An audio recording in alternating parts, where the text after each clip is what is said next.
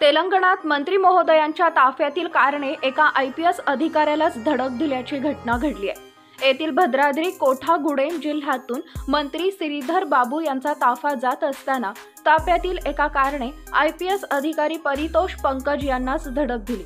दुर्घटनेत IPS अधिकारी परितोष पंकज गंभीर जखमी झाले असून त्यांना तात्काळ रुग्णालयात दाखल करण्यात आले।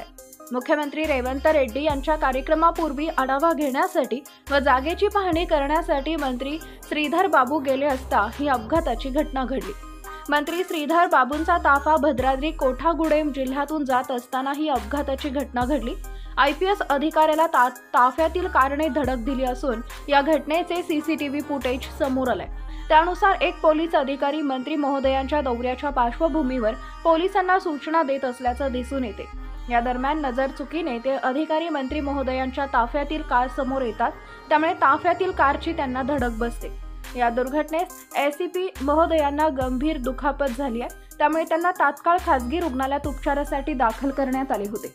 मात्र तिथून हैदराबाद इथे हलवण्यात आल्याचे समजते।